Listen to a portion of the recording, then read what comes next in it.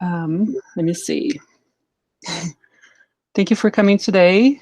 I hope I can help you guys get something useful for your scientific, your professional career. And we're going to be talking about something, and I will specify the scope of the conversation, but I hope you can see my presentation so far. Yeah?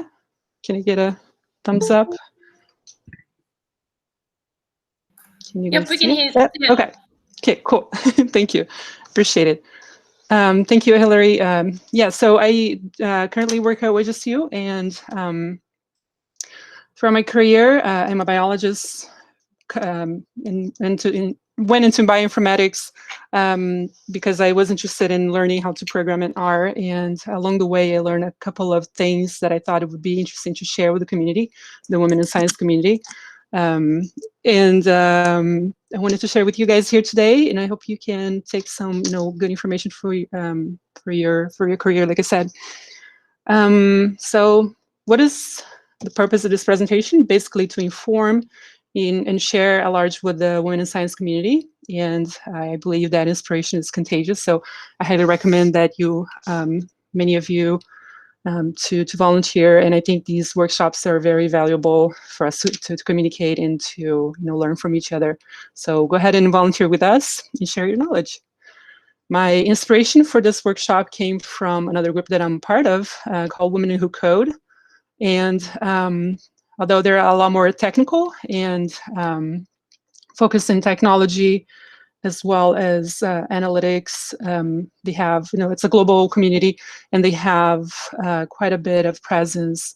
And I wanted to be able to share my little bit of knowledge with you guys. So go check them out too. They're pretty cool and very supportive, and there's a lot to be learned from them as well. And then let's get to the interesting part. So why do we want to, work on those skills, those muscle skills of learning how to communicate better, and why is it so important?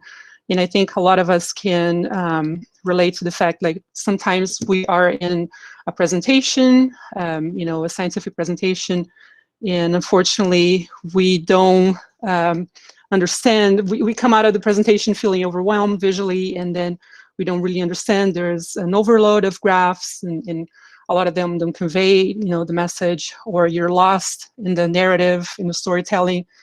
And there's so much that can be explored, when we talk about data visualization. And unfortunately, I don't have enough time to talk to you about all these things, but I highly encourage you to look at, what is out there and all these conversations people are having about improving communication, storytelling for better scientific research. And also, it's frustrating when you, work so hard on your data and analyzing your data, but you realize at the end, people are still not getting it, and you want to ask yourself, what am I doing wrong, and what can I do, differently this time? So I want to make a distinction here and kind of set the scope of the presentation. So when do we use graphs to communicate? Basically, when we're doing initial data exploration, we are trying to find out, if you have outliers, the distribution, and the average, and where things, you're trying to find out what your data looks like, basically. And that audience is basically you. But this workshop is less about, trying to find what kind of graph I need, or what kind of even statistics I need to run for this analysis, and more about how to explain your data in communicating the results to your audience, which is someone else. And this nice explanation was created by Andrew Wright, and I came across when I was looking at some of the RStudio webinars that they have on this link. And I want to just point out that since you register for this workshop, we're going to do a follow-up email where we're going to share some resources, and hopefully, some of the stuff that I'm sharing here, you'll be able to check out and will be interested, because I think they're very helpful. Okay, so now let the fun begin. Full disclosure, I am not responsible for any uncomfortable reaction during this section. And if you have a heart condition, I wanted to say you might want to skip during, this funny exploration of bad visualization. that we have out there. So, for example, thankfully, we all have moved away for the most part from unnecessary 3D graphs, for example, such as this one here that I'm showing you. You know why? Because it's really hard to tell what's going on.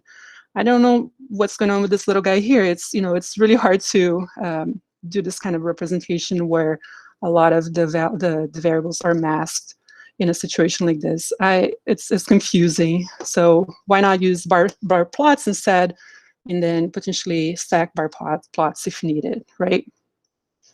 In this case, also, I look a lot of genomic data, and this is an extreme case, obviously, probably just made out of representing art more than data, because there's nothing really you can get out of this. These are extreme cases, as I mentioned. In circus plots, when you see, you know, representation in circus plots, they're already hard enough to visualize. So you have to be very careful and understand really well what you're trying to say, you know, when you're trying to do some sort of overlap analysis.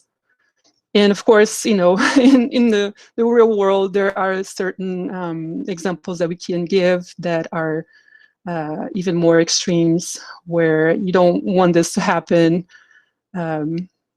And you have, you know, distorted y-axis, and the message is really not correct, and it's improper graphing techniques. So, quick question: what is worse than a pie chart? It's more of a joke, but you know, a whole big sale of pie charts, actually.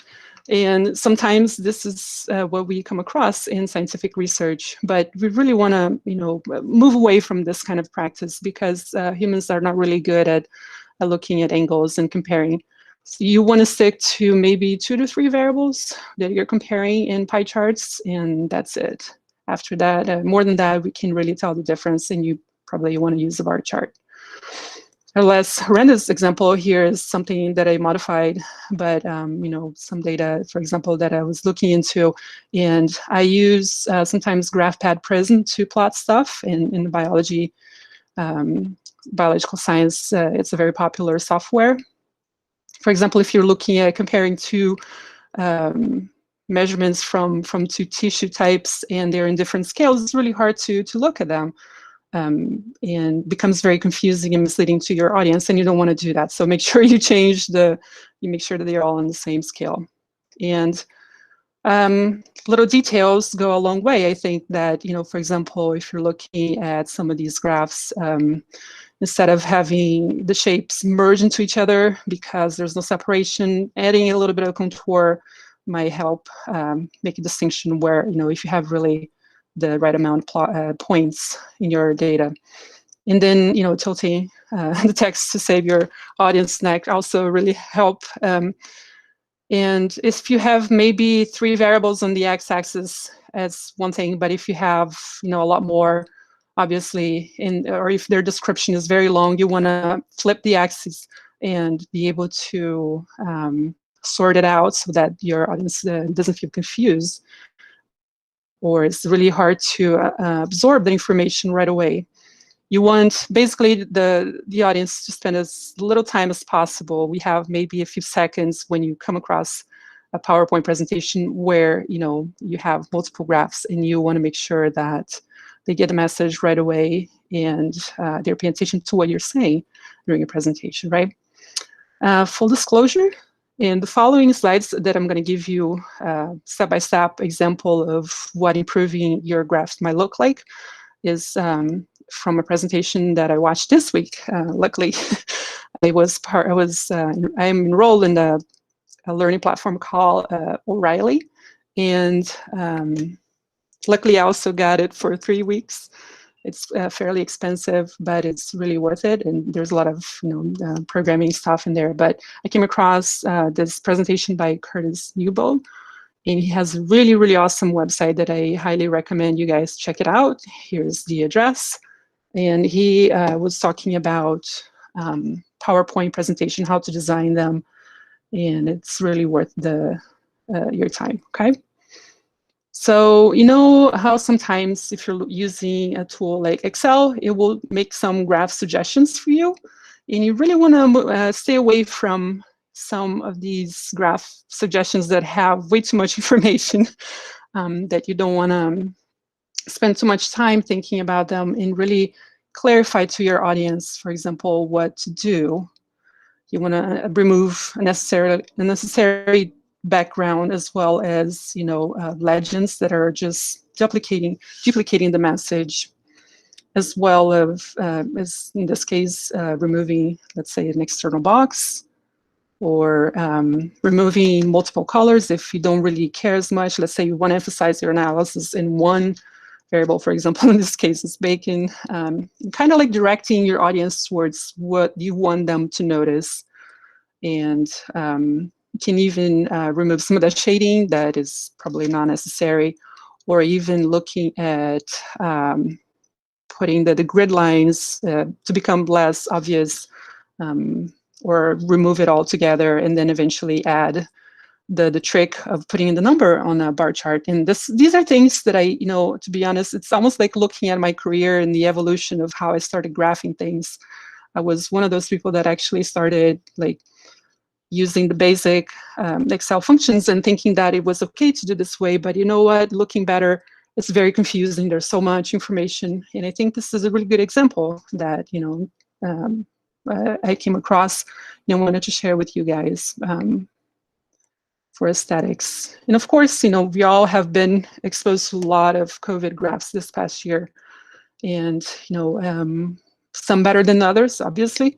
But for example, in this case here, it's more of a like infograph, and it seems to be beautiful and effective, right? For an infograph, you get the message. But what about this one, where it's a little bit more direct in showing you really what the key message here is, that there's a threshold for healthcare system capacity, and if we cross that, these are the consequences.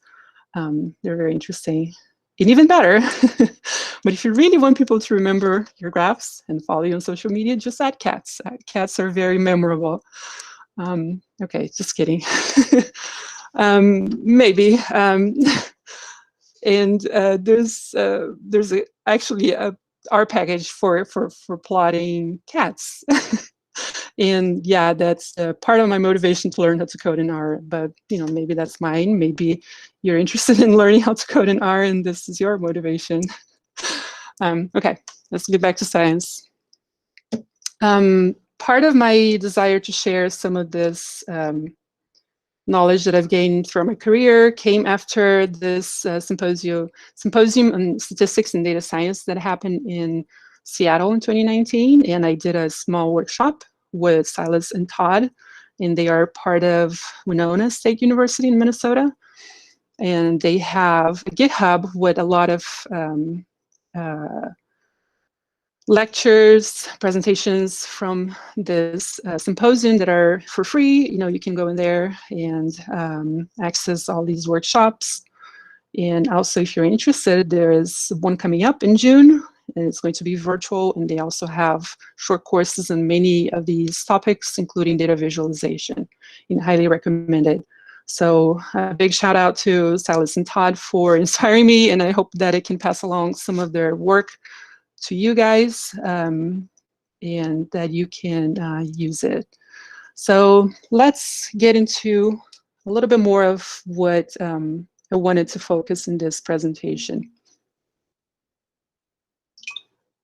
So when we're talking about understanding how things are put together, it's like taking a step back, and if you're working with R or Python, if you're programming or not, or if you're using Tableau, for example, having a solid understanding of how these parts come together, and I'll get more into that later. I think it was very valuable for me, I'm writing line by line in programming, and before I got introduced to this idea, it was just a wild guess or looking to documentation, not really understanding how things come together. So here you have some data that is given to you, and you're trying to map this aesthetic into what people call geom. I think that's in R, and then Python might use the expression mark. But what do you mean by geometry? So if you think at large, at majority of the graphs that we see out there, It's this entity in space. It's a point, a line, or a bar. So these are some of the common geometries that we encounter in data visualization. And these aesthetics that we're going to be using to map them, they have some sort of visual attribute that relate to position, X or Y axis, shape, size, text, and color. And when we talk about color, it's a little bit more complicated. You know, we're also going into hue, different colors, saturation, intensity, and value as far as like brightness. And there's a whole, you know, like if you get really into this, there's a whole lot more to be discovered. It's never-ending source of interesting topics to look at. So let's take a look at those geometries. For example, let's look at the point geometry in a scatter plot. You can, you know, when you're using for coding, you can associate these shapes into to distinguish one point from another, or a size, let's say a bubble plot, you know, and then you can use also hue to distinguish between types, saturation, value, or just plain text. This is for point. For line, if you're looking at data, you know, across time or a trend, you can use shapes to differentiate them, you know, more scattered line, or the size, how thick, and hue, saturation, value as well. And when we talk about bar, well, the shape of a bar is just a bar, but the size, you can have different size bars in again, hue, saturation, and value when it comes to color. Okay, now that we talked about it, let's, you know, take a little bit more, take a look and look a little bit more in detail what they mean and what it looks like. The difference in these geometry aesthetics map to differences in the data variables. So if you have a continuous data variable, for example, like height or discrete race, you know, we have to have a bit better, a little bit more understanding of where they're coming from and how they can be mapped. So there are a couple of caveats. For example, an aesthetic attribute can be mapped back to at most only one variable. For example, you have height or age can only be mapped to size. A variable that can be mapped to more than just one aesthetics. So sex can be mapped to size and hue. You know, show you a little bit more about that too. But not all those mappings make sense. So we're trying to understand them. Okay, and then you have also modifiers. For example, if you have, let's say, two cases overlapping geometries under a given mapping, they're gonna kind of mask really the information. But if you combine in a stack, you have, you know, a little bit better understanding of the whole, or Dodge, where you're looking at side by side. And here's an example. Let's look at, for example, Mexico's health spending. If you have, you know, a bar chart and you're using a stack function to, for example, stack them up, and you have a very good understanding of the whole.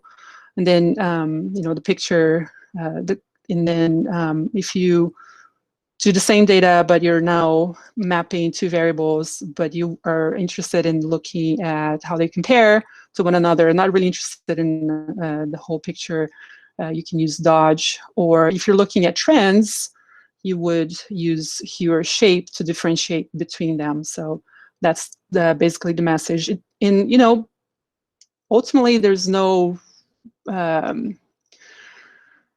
it's a pretty bold expression, but I'm trying to think here. There's not necessarily, the type of graph that you're going to be doing will depend largely on the message you're trying to convey. So these are the techniques that I'm kind of trying to show you and hopefully get you interested in looking a bit more into and having a better understanding when it comes to what depends on the message, like what bars should I use for this or that. It all depends on the message you're trying to convey. And also it's all based on scientific studies of human perception, which we're going to get to in a second here, okay? There is what people call a hierarchy of elementary perceptual tasks. These are a set of tasks that are carried out when people extract quantitative information from graphs. For example, we do a lot better with position, and second to that, length and direction. Not so good with angle, for example, with pie charts. Area, because it can be a continuous variable, it's a little more complicated, and even worse is color. We don't know how to differentiate when the colors are way too close to one another. It becomes really difficult. So this is a good follow-up to talk about something in the field of data visualization that is widely studied. And I don't know if I'm saying this properly. I don't speak German. It's a German word that represents form or shape. I would say Gestalt. And it was a term that came out in the 1920s after some psychology researchers started looking at human perception and in terms of visualization, and describes various ways we tend to visually assemble objects into groups or unified wholes. And is basically this interplay between parts and the whole. And I'm sure you have come across this definition in different situations as well. So the fundamental concept behind these principles is grouping, and the fact that we tend to perceive objects that look like or similar or placed close together, so proximity, and connected by lines or enclosed in a common space as belonging together. And similar are perceived as related, in association by proximity is something that we use quite a bit if you're programming. It's the facet function. So for example, here we have 3 drawings, but it's part of our human perception to kind of like see a triangle that is not there, as like kind of putting together these concepts, these visualization, which is very interesting. I mean, I'm sure a lot of you have seen stuff on social media of interesting graphs like this, even more complex, of how we've put together a lot of these representations to make sense of what's going on. It's like our brain has evolved basically to make sense of what's going on, and we're really good about it, but sometimes it can be very misleading. So we want to make sure that when we're putting together a presentation, we're using that for good, that associative functionality. And for example, here, I don't know about you guys, but for me, I'm looking at the large square and the 2 largest circles as, because of their proximity, they're not necessarily similar. For example, the little square that is far away, I don't associate it as much as the ones that are close together and they're large. So I'm associating basically on proximity, but also size instead of shape. And that's just my take. And I don't know, and I'll be interested in see what you have to say and if you also make that association like me. So for example, let's say you're in in a presentation, or you're giving a presentation. This is what it feels like. You have so much data in front of you. You're trying to fish for all those 5s or all that information really quick, and you only have a few seconds to understand what the presenter is giving you, when it's so much easier, right, when that is obvious to you, that is made obvious. And I think that's the whole point of this presentation, to make it more obvious and communicate in a more effective way. And you don't have to struggle so much and spend so much time in your visual and your brain power, trying to understand what's going on. All right, so for example here, we tend to group, let's say, based on similarity. So right now I'm looking between rows or columns, and I'm grouping based on rows because they look similar in color and all of that. But what about now? And when you're looking at shapes, you are probably like me, looking at columns, because that's how our perception works. Now, rows or columns, right? And then you can go into connection, which is a lot more obvious. And I'm looking at rows, and even though they're all very similar, what I'm looking at is enclosure and how they're grouped separately, say columns. So, those interactions are, when you're giving your presentation, you don't have much time to show your audience. So you want to really make sure that you're using these principles to convey the message right away, so they're not looking all over the PowerPoint trying to figure out what you're talking about and looking at 3 to 4 graphs at the same time. Maybe, take stepwise and show that progressive thought that you're going through and interpreting the data stepwise. I would say, because of those things. It's a lot easier when you're mindful of these principles. Okay, what about now? Even though the shapes are in columns, what I see is connection. So I think about rows. And right now, again, same idea, but because they're enclosed, I'm looking at rows. And what about now? Even though they're enclosed, I think the proximity is still what I associate with more than anything. So the take-home message here is when we are trying to produce effective graphs and trying to communicate effectively with our audience, it's interesting to have at least some awareness around how we're comparing these quantities in perceived groups and how people perceive your message as well. And employing these principles really helps facilitate the most important comparisons, I say, that you're doing, but it really depends on your message and what you're trying to tell people. So you have to have a clear clear definition of what you're trying to convey, what kind of message you're trying to convey. So let's play with some fake data that we have here. Let's say 3 columns, and factor 1 is 1, 2, 3. Factor 2 has A, B, and C, and we have some numerical response. Okay, so what is the primary intent of this graph? So in my interpretation is that because proximity is playing a bigger role here, it tells me that the author is trying to compare, for example, groups A, B, and C within each factor 1 group, for example, category. So if that's your message, that's how you want to present your data. And there's another way to do this too, but when you use proximity enclosure, for example, you're going to get a whole different message. And within each factor, you're looking, each factor 2, for example, category A, B, and C, we're looking at factor 1, 1, 2, 3, right? What about now? The shape and the color, I don't think are very powerful in terms of telling me what this graph is trying to tell me, in terms of like giving me the right message that I want. I have to spend some time here thinking about it. Is it trying to show some connection, or is it compare? I don't know. So in this graph, we're not really applying those principles, but I have to spend extra seconds of my brain power and trying to understand what is the message. When in reality, if you use connection, now you get to something. You get a narrative right away, showing trend, for example. And if you want to take a step further, and use similarity and connection, you can actually highlight the message of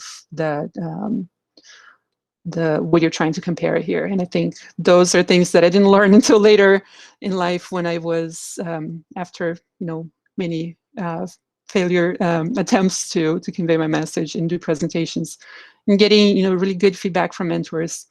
A quick and fun suggestion is to whenever you sit in a presentation and someone is trying to show you some graph, I think for your own awareness is just as important to think about what you like and what you don't like about what somebody's doing. So next time you sit into for a scientific presentation, just be the critic and learn from someone else's mistakes maybe, or even improve based on someone else's great idea. I think that those are very helpful practices to really implement in your scientific communication. So all this is fun, but what does it really look in the real world? A lot of the data visualization research, the most recent one, is based on grammar of graphs, and it's what basically powers ggplot, which is a package from the R programming, or you have, I think, Altair in Python, or Tableau, which is a software very good for storytelling and data visualization.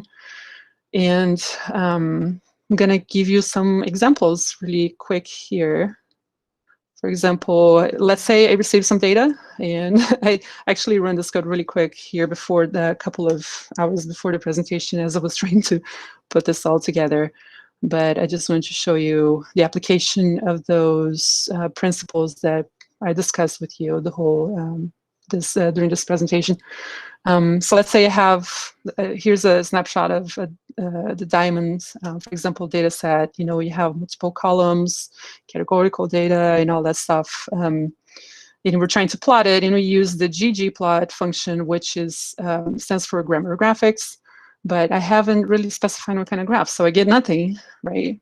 But when I write ggplot and I enter the diamonds dataset plus geom bar, and I define, for example, I want a bar plot, and I want to map it to the aesthetics on the x-axis to be cut, the column cut, the second column.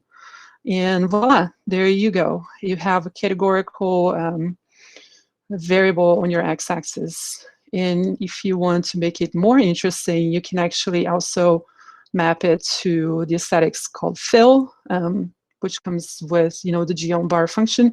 You will see a little bit more representation of, you know, distinction between those bars. Or you can also, you know, map to something like clarity, which is the fourth column, and you get to map to the distribution of that column in your cut columns. So that's what I spend a lot of my time doing. This is just a very, very simple explanation or example of how to use some of these principles, you know, for generating scientific data or data visualization. It gets really complex. I didn't want to get too complex for, you know, this presentation is just a little glimpse into the world of data visualization and all the things that you can do. And I hope, you know, you guys are interested in continue in checking out more of these resources, and also, you know, practice. Even if you're not programming, it's totally fine. I think when you're trying to put something together, it's good to not only name, you know, what kind of variables you have on your data, but also thinking about dissecting down the data visualization and understanding how they play together, the proximity and the principles, and read a lot of stuff, because I think, you know, you'll be on your way to better graphs and improving your visualization skills. Some great books that I recommend. I could not talk about the work that Edward Tufte, I don't know how to say his name, but it's like probably the grandfather of data visualization. Everybody talks about it in storytelling, and any data visualization article that you might come across, they will talk about, and there are great books out there. My favorite one so far is Fundamentals of Data Visualization, which I have taken a look at a few of them, few of the chapters, but not the whole book yet, and I really like it. Also, if you're in the bio world and if you have access to this journal called Nature Methods, and they have a series of articles that started back in 2010. It used to be called Points of View, I think, and became Points of Significance. But the first few, you know, articles, they're bite-sized, just one page, talk about some of these and more technical and what they look like in scientific research and publication. They're probably meant, you know, more for biologists, in how as a resource for biologists to do data visualization, and also statistics, and discussing, like I said, in bite-size lessons on how to approach these topics. And if you want to take a quick look at this video, again, you probably will receive an email with all these resources and the PowerPoint later as a follow-up from this presentation. But I really recommend this video from Graphics Principles that talk about, you know, purpose of your presentation, purpose of, you know, your graphs and all that stuff, and how to put that all together. And there's so many good resources out there. I really recommend you guys to check them out. yeah, it was a short presentation, but I wanted to get the word out there.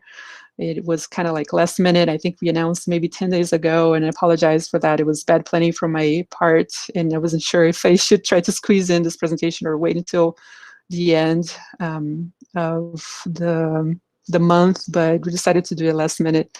And I hope it worked out well, and I hope that many more of you will feel inspired to volunteer with us. We have great volunteers with Women in Science, and I want to say a big thank you for all the help that I got, doing this kind of last minute with comms and professional development groups. And I am ready to take any more questions if you guys have any. Stop sharing now.